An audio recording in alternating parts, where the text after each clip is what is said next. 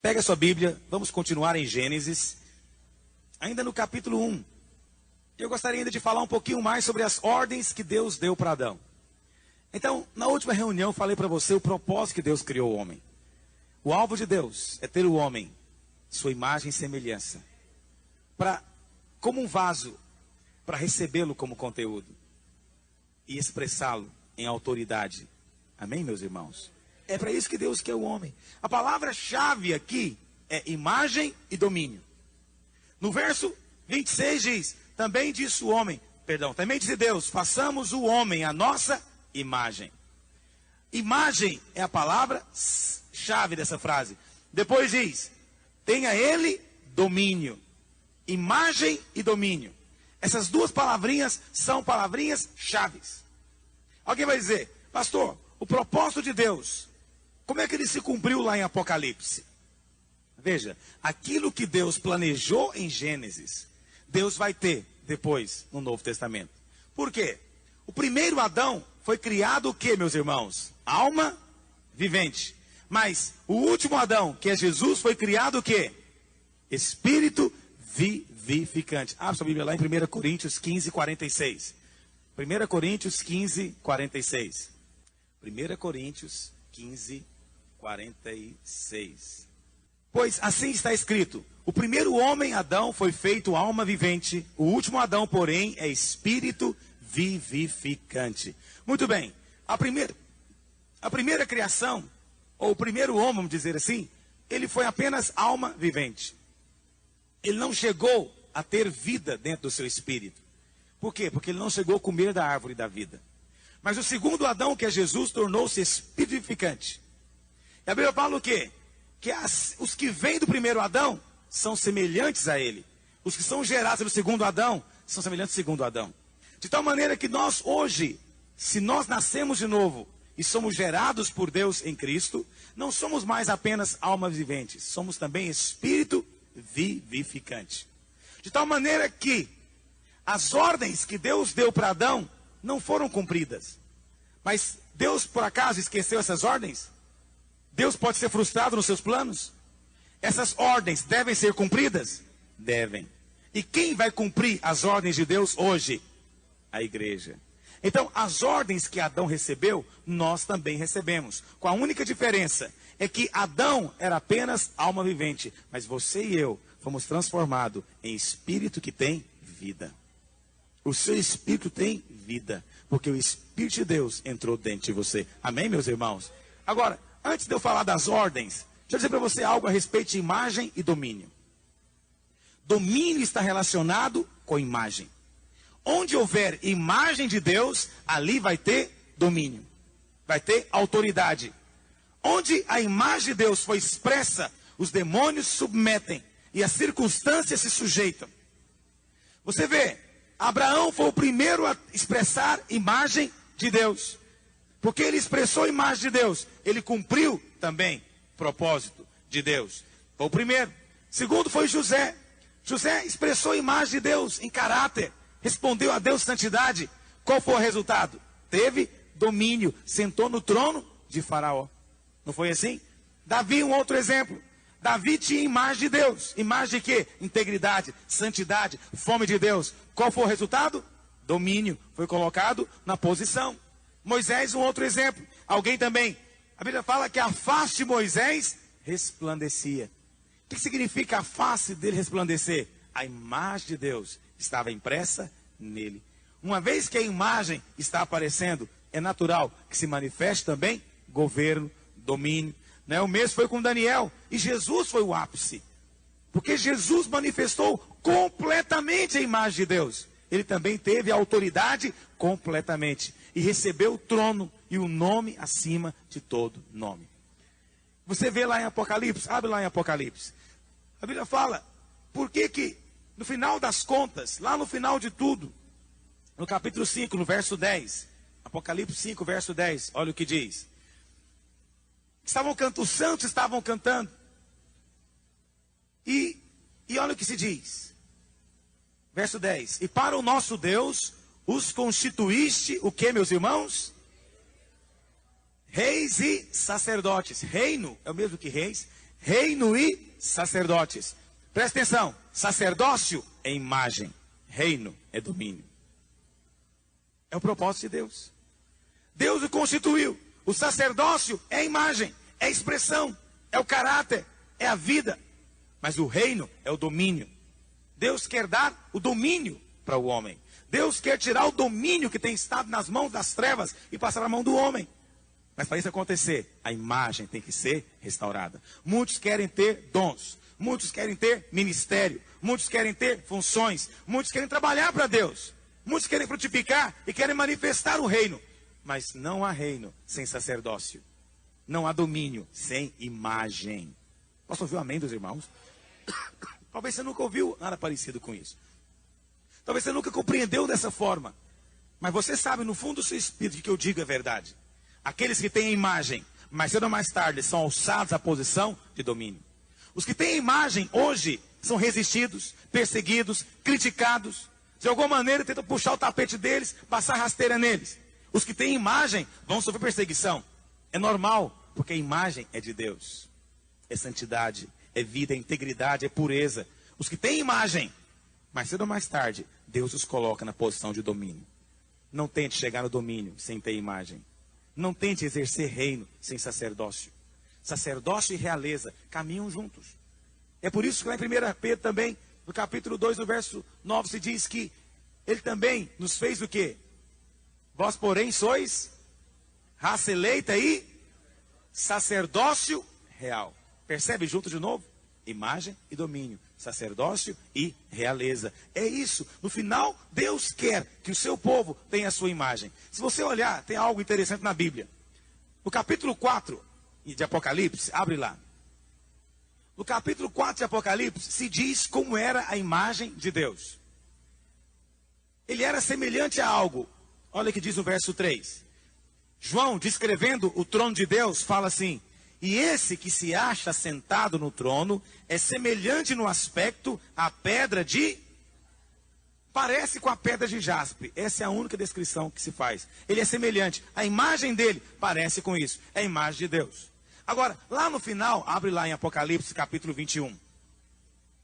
No capítulo 21 tem a descrição da igreja, que é a Nova Jerusalém. A noiva é a consumação do propósito de Deus. É a noiva que vai reinar pelos séculos vindouros. Agora, qual que é a imagem da Nova Jerusalém? Qual que é a imagem também da igreja? Olha o verso 11, Apocalipse 21, verso 11. A qual tem a glória de Deus. O seu fulgor era semelhante a uma, o que, meus irmãos? Pedra preciosíssima de jaspe. Olha que interessante. A Bíblia fala... Olha, no mesmo capítulo, verso 18, também diz o mesmo. Olha o que diz. A estrutura da muralha é feita de quê, meus irmãos? Ou seja, aquilo que é visível, a imagem, a aparência da igreja é a mesma de Deus. Por isso ela pode governar. E é interessante que o texto fala de glória. Você lê na Bíblia, lá em Romanos 3:23, que todos pecaram e destituídos estão do quê? Qual que é a glória de Deus? É a sua imagem. A glória de Deus é a sua aparência, é a sua imagem. O homem pecou e por isso perdeu o que, meus irmãos? A imagem de Deus. O homem sem Deus, ele se parece mais com a serpente. O homem sem Deus se parece mais com a cobra. Não se parece mais com a ovelha, com o cordeiro. O homem sem Deus tornou-se perverso, mau, mesquinho, cheio, o coração cheio de todo tipo de sujeira e impureza. Destituído está da glória de Deus. Mas Deus quer restaurar essa glória em você. E essa glória é a imagem. Por isso somos transformados de glória em glória na sua própria imagem. 2 Coríntios 3:18. Todos nós com o rosto desvendado contemplamos como por espelho a glória de Deus, sua imagem. E somos transformados de glória em glória também na sua própria imagem. O alvo do Senhor é restaurar o quê? Imagem. Precisamos hoje ter uma igreja que expressa o quê? Imagem. E se essa igreja tem imagem, ela vai ter autoridade, domínio, poder, posição, reconhecimento. Onde não há imagem, não espere muita coisa. Por isso que aqueles crentes que têm a vida dupla, aqueles crentes que têm a vida sem a imagem, também não têm autoridade. Quando falam, nada acontece. Deus nunca os alça a uma posição de domínio. Porque falta imagem. Façamos o homem a nossa imagem. E por isso tenha ele domínio. Você foi criado para dominar, para governar por Deus, para falar por Deus, para ser boca de Deus, para ser expressão de Deus. Mas para isso tem que se parecer com ele. Deus quer que o homem venha caminhando e os anjos olhem e digam: é parecido com Deus, é semelhante a Deus, pode falar por Deus, pode dizer da parte de Deus porque é parecido, tem imagem. Não é maravilhoso isso?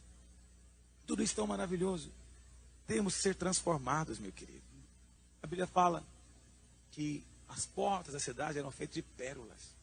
E a pérola é algo interessante porque ela é mineral e animal ao mesmo tempo. É mineral porque é feita de fato de minérios. Mas é animal porque é gerada dentro de uma ostra. Mas a pérola expressa bem isso. Você se tornou apenas um grão de areia. O que vale um grão de areia? Nada. Aos olhos dos outros grãos de areia, você é apenas mais um grão. Você é apenas mais um entre os 6 bilhões que estão aqui, graça. E mais os outros bilhões já passaram por aqui. O que te faz diferente ou melhor do que os demais? O que te faz? Nada. Você é apenas um grão. Mas Deus olha para você. E nesse grão, Deus criou o potencial de se parecer com Ele. E você fala assim: eu sou semelhante a Deus, eu vou se tornar como Ele. Alguém fala: você é um grão muito metido. Você é um grão de areia muito arrogante. É isso que vão dizer para você. Mas não é assim que Deus vê. Deus tem um olhar profético. E Deus está trabalhando ao redor de você. O que Deus fez com você? É como Jesus. Eu sempre gosto de dizer: Ele é essa ostra maravilhosa, celestial, que desceu do céu. Desse mar da morte. E Deus pegou você, esse grão de areia, e colocou dentro de Cristo. Você foi enxertado nele. Você faz parte dele. Entende o que eu estou dizendo? Você hoje está em Cristo. Diga: eu estou em Cristo. Do mesmo jeito que o grão de areia está dentro da ostra. E essa ostra, ela tem uma secreção de vida. E ela vai envolvendo aquele grão. E depois de dias, meses, anos envolvendo e trabalhando, aquilo que era só um grão transforma-se numa preciosíssima pedra, uma pérola. Assim acontece com você também. Esse é o seu valor. O valor não é nem o que é, mas o que Deus pode fazer com esse grão. O que ele vai se tornar depois. Talvez hoje você ainda é só um grãozinho. Alguns estão no processo mais avançado um pouquinho, já dá para notar algum vislumbre da pérola. Mas nenhum de nós nos tornamos ainda aquilo que haveremos de ser. Porque seremos tal qual Ele é. E Ele é essa preciosa pérola também. Amém, meus irmãos? Sabe, imagem e domínio. Para isso você foi criado. Agora, esse domínio se expressa de que maneira? Volta lá para Gênesis. E nós lemos no verso 28 que Deus dá algumas ordens para Adão. E olha as ordens que o Senhor dá para Adão. Primeira, verso 28. E Deus os abençoou e lhes disse: sede fecundos. Deus os abençoou e lhes disse: sede fecundos. Primeira coisa, ser fecundo. Deus quer que nós nos reproduzamos. Deus quer crescimento. Deus quer expansão. O primeiro Adão deveria cumprir isso tendo filhos. Mas nós hoje seguimos o último Adão, que é Cristo. Nós também temos que ter filhos. Mas não mais filhos naturais, mas filhos espirituais. Porque somos agora espírito vivificante, não apenas alma vivente. Coisa que eu estou dizendo. Então, essa ordem passou, meus irmãos? Temos de crescer e multiplicar? Então, quando eu falar para você que nós temos de multiplicar sua célula, você tem que gerar filhos, que temos que ter frutos, sabe? Não entenda nisso aí apenas uma questão de crescer, crescer, crescer, números. Não. Entenda como sendo cumprir propósito de Deus. Igreja que não tem visão de crescer e multiplicar, não está cumprindo o propósito de Deus. Original, que está lá desde o começo. Nosso propósito é esse: crescer e multiplicar. E para isso investimos todo o nosso esforço, talento, energia, dinheiro, recurso, o que vier. Para quê? Crescer e multiplicar. É o que Deus quer. Amém, meus irmãos? Ide por todo mundo, pregar o evangelho a toda criatura. Isso é propósito de Deus. Crescer e multiplicar. É ir e fazer discípulos de todas as nações, batizando em nome do Pai, do Filho e do Espírito Santo. É crescer e multiplicar. Amém, meus irmãos? Você entende o propósito de Deus aqui? Crescer e multiplicar. Está tão claro, tão evidente. Mas diz mais ainda. E disse Deus: sede fecundos, multiplicai-vos, enchei a terra. E aí vem a segunda ordem. Qual que é? Sujeitar. Abre lá em Mateus 16, 19. Não basta só pregar o evangelho. Não basta só levar a igreja a crescer. Nós, como igreja, temos de expressar uma segunda vontade de Deus aqui, um segundo aspecto da vontade de Deus, que está claro: sujeitar. Mateus 16, 19 diz assim: dar-te-ei as chaves do reino dos céus. O que ligares na terra terá sido ligado nos céus, e o que desligares na terra terá sido desligado no céu. Olha vira a página, olha o capítulo 18, verso 18.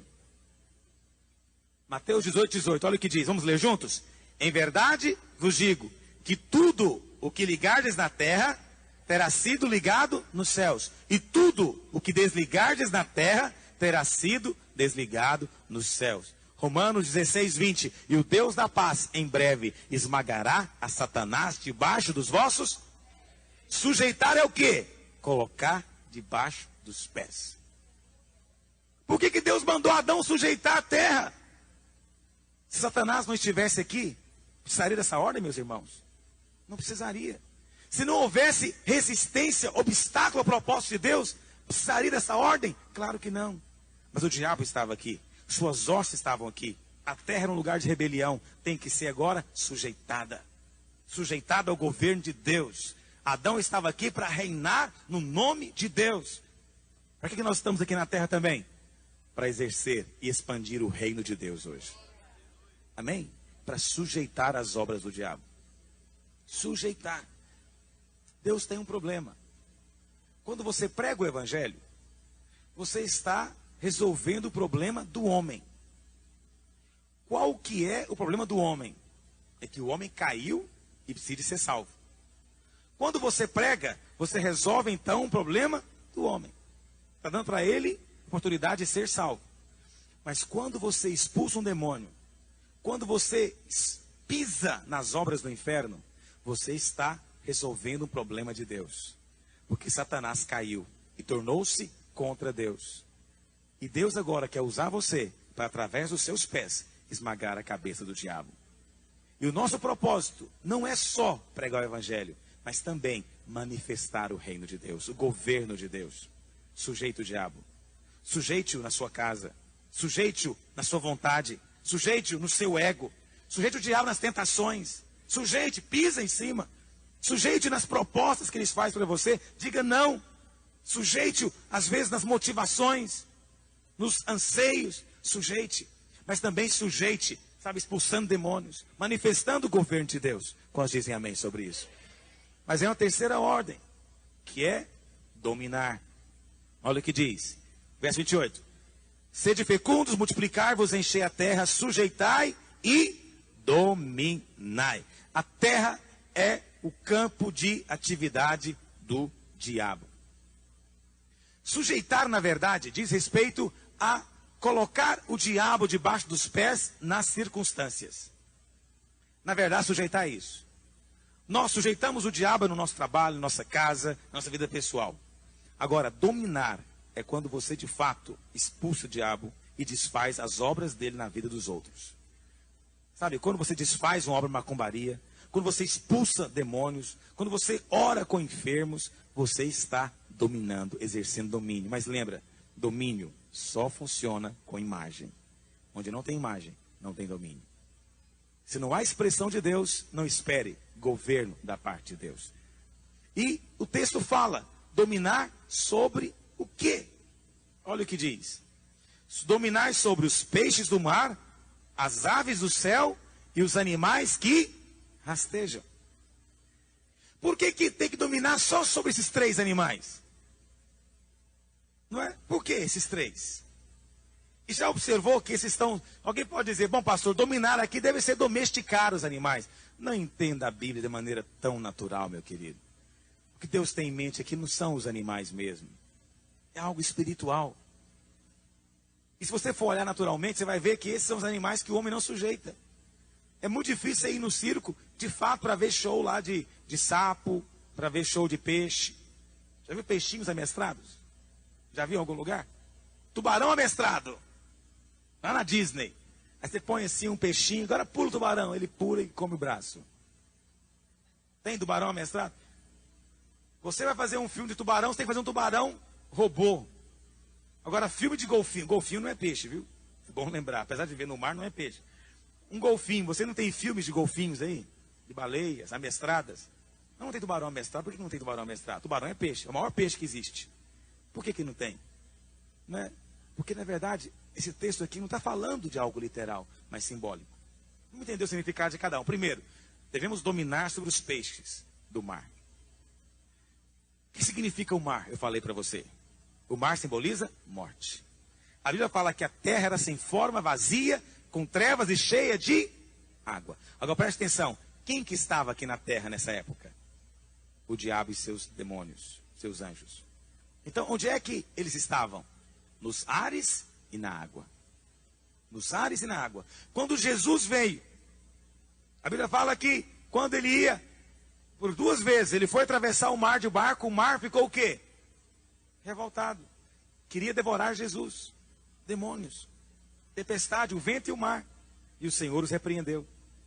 Por que repreendeu? Porque na verdade por detrás do mar e do vento tinha demônios. O Senhor podia ter feito levitação, não podia? Ter andado no ar assim, voando, andando assim, podia? Mas em vez de fazer isso, o que ele fez? Andou sobre as águas. Por que ele andou sobre as águas? Você já percebeu isso? Você encontra por aí feiticeiro, bruxo, que faz um bocado de coisa. Mas andar sobre as águas você não vê. Você vê uns que andam em cima da brasa, já viu esse? Anda na brasa, quente. Outros dizem, não sei se faz mesmo, mas dizem que levita, né? Sai por aí flutuando. Mas andar na água você não vê. Tremendo show hoje, vamos ter um guru que anda sobre as águas. Não tem. Não tem. Jesus andou sobre as águas, sabe por quê? Porque ele tinha que mostrar que está debaixo dos pés dele todo o reino de Satanás. Todo o império das trevas e da morte. E a Bíblia fala que no novo céu, na nova terra, não vai existir o mar. Sabia disso? No céu, na nova terra, não vai existir o mar. Por quê? Porque não haverá morte. Não haverá morte. O mar já não existe. Não haverá lugar para demônios. E qualquer pessoa que mexe com uma feitiçaria sabe que lugar de despacho é na praia, é nos riachos, cachoeiras, nos pântanos. É ou não é? Todo despacho tem que ter água. Funciona assim. Esse é um fato. Então, os peixes do mar aqui simbolizam uma classe de demônios. Mas não é só os peixes, também temos o que mais? As aves. Aves também simbolizam demônios. Jesus disse que o semeador saiu a semear. E uma parte da semente caiu aonde? Na beira do caminho. E quem que veio para comer? As aves. E ele mesmo disse que essa ave simboliza quem? Os demônios. Temos que sujeitar, é outra classe de demônio. São os demônios que Paulo diz aos Efésios que vivem, são as potestades dos ares. São os demônios que atuam nos ares, diz Efésios capítulo 2, verso 1. E por fim, tem todo tipo de réptil que rasteja. Eu preciso falar para você, os maiores símbolos de demônios são répteis, não é verdade? Pessoas que têm visão de demônio já viram demônio em forma de sapo, demônio em forma de cobra. Aliás, a serpente é um símbolo do diabo, não é verdade? Escorpião, que não é réptil, mas rasteja, e assim por diante. Esses animais simbolizam demônios. E o Senhor falou o que lá em Lucas capítulo 14? Eis aí que vos dei autoridade para pisardes o que? Serpentes e escorpiões. E sobre todo o poder do diabo, e nada vos causará dano. Essa é a promessa de Deus. Nada vos causará dano. Sujeitar, dominar. Mas o Senhor parou aqui. São 3 ordens. Mas tem uma 4ª ordem, que está no capítulo 2, no verso 15. E diz assim: tomou, pois, o Senhor Deus ao homem e o colocou no jardim do Éden. Para quê, meus irmãos? Cultivar e... Bom, cultivar é fazer isso.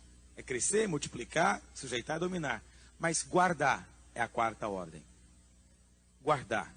Muita gente tem falhado porque não tem guardado. Muitos têm perdido a bênção porque não têm guardado. Pastores, ministérios têm sido reprovados porque não têm guardado. E o Senhor fala o quê? Lá em Apocalipse, no capítulo 3, no verso 11. Alguém leia. Aliás, vamos ler todos. Apocalipse 3, verso 11. Acharam? Apocalipse 3, verso 11. Venho sem demora. Conserva o que tens, ou guarda o que tens, para que ninguém tome a tua coroa. O Senhor vem sem demora. Guarda. Guarda o seu dom, guarda a visão, guarda o chamado, guarda a chama que está no seu coração, guarda a fome, guarda a sede. Amém, meus queridos? Guarda a revelação que o Senhor tem dado para você, guarda o entendimento, guarda os seus frutos, guarda a sua célula, guarda a sua família, guarda a sua casa, guarda os seus bens. Não permita que o ladrão venha para roubar aquilo que Deus tem dado para você. Guarde, é ordem de Deus, guarde, Adão. O jardim é para você, mas lá fora do jardim, Adão, tem alguém. Guarde o jardim, Adão. Talvez Adão não conhecesse ainda a serpente, não soubesse guardar contra quem. Mas Deus disse para Adão, tem alguém lá fora do jardim. Tem alguém lá fora, ele está espreito, ele quer entrar. Adão, guarda. Talvez o pecado de Eva começou no dia em que Adão não guardou o jardim e deixou a serpente entrar. Talvez ali começou a falha. Talvez a falha começou no homem que não guardou e deixou a serpente vir. Talvez seja esse o problema de muitos lares, onde o homem não tem guardado, onde não temos guardado aquilo que Deus tem dado, que perderam o mover e a visão. É coroa. O inimigo está à espreita para roubar. Mas você tem poder para sujeitar, para dominar, desde que tenha imagem. Amém, meu querido? Olha o seu vizinho e diga, irmão, é imagem.